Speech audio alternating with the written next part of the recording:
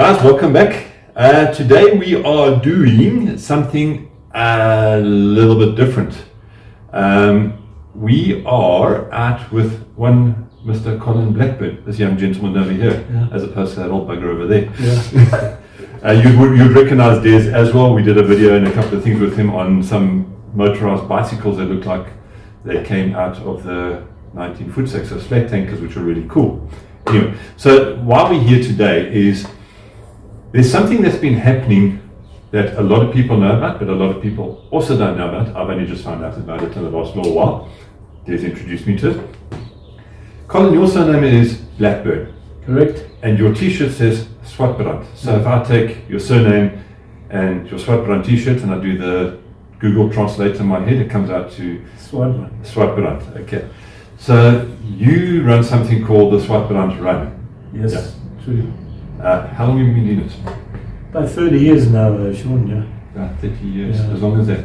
That's correct, and we've had a lot of fun in 30 years. Very a lot of fun. Okay. What is it all about? When did it start? When does the Swartbrand Run out? It started about 94, and I just felt a terrific urge before I went back to work to have one little thrash on my old classic. You know, I'd had enough of Christmas dinner, enough of the family, enough of the dog, and I thought just before I go back to work, just one little night away, have a couple of beverages and call it done, and refresh myself for the Monday morning start up of work in the new year. And it worked out that way, and then a couple of guys thought the same way as I did, and so we got our little movements together and we joined forces, and I think on the first run there was maybe 4 or 5 guys, and when I came back the following year I thought, well, that was fantastic, but the 4 or 5 guys that came then spread the word and said, oh, this is the end thing, we've got to do this. So the following year or years after that, it became a run that I basically created the catalyst that got the guys motivated on their classics. And a classic, by the way, is 25 years or older. A post-era classic is 25 years. A proper classic is 30 years. And we don't allow any ladies, no under 16s. Now you're making war. The ladies go beat you up for that. See, that was actually a big problem in the beginning, because I think the wives and the girlfriends and the partners thought that you're getting up to no good. It was a little bit obtuse, a little bit. Anyhow, it took 2 or 3 years for them to understand that it was the guys, the boys, the dads and lads and whatever. So, and then when they began to accept that, and we've been very strict to maintain those rules. So guys, ladies, no offense, it's a boys' weekend. On motorbikes, getting greasy, getting classic motorcycles that break down a lot, and you need to stop and fix them on the side of the road, which you ladies don't like to do most. For sure. So it's greasy, it's smelly, you don't want to come along. I'm just making nonsense stuff. To create the camaraderie, if nobody breaks down, we can force one. So let's go and have a chat on the side of the road. Anyhow, that's how it started.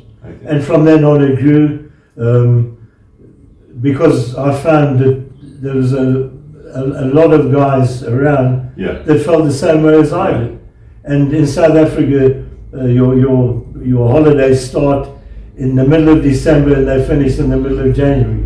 So it's right in between, and we don't take people away from their families if it falls on a public holiday, but always the first weekend in January. Some guys have asked me to do another one in June, but quite frankly, no. The thing works great as it is, and we all have fun, and we go back to the Classic Motorcycle Club on the Sunday, we meet all our friends again, have a little bit of beverage and all go home. Sometimes a little bit shocked and stunned, but we've had a great evening away, and everybody is happy to see us come back, and that's all. Okay, so from what I understand, it's a boys' weekend, riding old motorbikes. That's correct. Don't come with your modern adventure bike, your 20-something model bike or super bike. preferably leather and chrome and oil leaks is what We you're don't, looking for. without oil leaks, it can't get there. Yeah. And then we've got everything on the run, from the Vespers, Lambrettas, scooters, provided they're classics, of course. And Yeah. then we've got, of course, my number one mate, Desmond Suku, Yeah. who comes on his motorized bicycles. Yeah. And I think even on my 650 Triumph, I think he can overtake me because Yeah. we just We'll get have there at the same time. we have Yeah. fun on the road. There That's we go. the purpose behind it. So it's all about fun and It's about camaraderie. camaraderie, Okay. and because there's all the guy's got to do is get his bike from A to B. Yeah. He's relaxed. He knows the route. He doesn't have to think for himself. He's just amongst a good bunch of Okay. nice guys, Yeah. and there's no problems at all with Yeah. the people that. If anybody gives us trouble, he gets chased away. All right, Finishes cool. there. Nice. Now, I want to go to you now, Des. You and Colin are obviously big mates. You've obviously done a couple of Swartbrand runs like this. Yeah. From what I understand, Colin, you've been doing this for 30 years. You actually just want to go out and enjoy the ride now. I do. And you've actually asked Des to come in and manage the logistics side of it course, for yeah, you. my Get thanks. everybody to on the route, etc. Des, give us a bit of an idea of what you're going to be doing. So my goal in the route is just to obviously make sure that we maintain what we've done, or what Colin's done for 30 years. Yeah. You know, it's successful for 30 years because he's been strict about classic bikes, Yeah. no women, no kids, etc. Yeah. So, you know, I just want to make sure that Colin can enjoy it, and the logistics behind that happens in the background, making sure that all our stops where we have lunch, the museum, French Museum, which is our first stop, etc., is all pre-organized. We've checked the road, rally up the guys when it's time to leave and time to get back, in time to get to DAC and enjoy some live music. So as to take all the hassle away. from Okay, us. so this is not a hell for leather race from point A to point B. Far from- Not at all. This, from what I'm understanding, is a tour. Go from point A to point B to point C to point D to point E to eventually end at point Z. Correct. And along the way, see a whole bunch of interesting things and do a whole lot of fun things as well. Correct. And stop and fix the bikes that break down, like I did once or twice. Yeah. No, cool. And I said, this is Swartbrand Run, I survived. You were telling me a story about your mate, Tony. Yeah, my mate Tony, he Was it Tony? was Tony. Yeah, Yeah, we okay. met him when we did Yeah, our last Tony. I saw one. the other day at the great train race, yeah. Correct. So Tony's motor, he ran out of fuel, and one of the Vespa guys actually stopped old fish and decided he's going to turn his Vespa upside down, and we got some fuel into his Suku bike. But obviously it was a bit lean for a Yeah. Suku, Yeah. and Tony did another 3 Ks, and the bike ran like a dream, and then stopped. But now, hang on, Tony's cheating now because he doesn't need an engine. It's got pedals. It's got pedals. Well, that's what happened. So he wanted to load it on the bucky, and he said Yeah. to me, "I'm done." And I said to him, "There's no ways you can get a shirt that says I survived the Swartbrand if you didn't finish it. So, but you got a pedal." No, So the last 3 or 4 Ks, he pedaled while I pushed him, and we got back to the end of the Swartbrand, and you didn't have to wear a pink shirt because you get a pink shirt if you don't finish the Okay. Swartbrand, by the way. Okay. So the guys on a pink Swartbrand shirt, you know. That's important. Okay, no, You see a man with a you don't want pink shirts. Yeah. I want a pink If shirt. you see a man with a pink T-shirt You on, know, didn't finish. they look very good, I must admit. But you can know damn well he tried his best. Yeah. They just couldn't quite make it. Okay, cool. Now, the other thing I want to chat about as well, you guys, Des, you were telling me as well, that along the route that you've chosen, there is a piece of private tar along the way. That you guys have an informal bit of His bike's the fastest. testing, checking who's got the fastest bike. Classics as well. Who's got the fastest classic bike? correct. Okay. And from what I understand, tell me a little bit more. It's Marshall and the whole lot. So, as you know, I've got a brand called Sons of Speed, Yeah. which is some racing that we're trying to get off the ground for some classic bike racing. So we've taken control of that little private road for us to Yeah. Not do a bit dirt. of, not Tar. dirt, sorry, Tar. private road, yeah, Yeah. for us to do a little bit of racing, and we marshal that. So we've got marshals down at the end, some radios, so we can make sure that everybody's safe, and it's a little bit of a drag race. I mean, a couple of years ago, we had Martin on the 1923 Sunbeam beat Fish on his Vespa.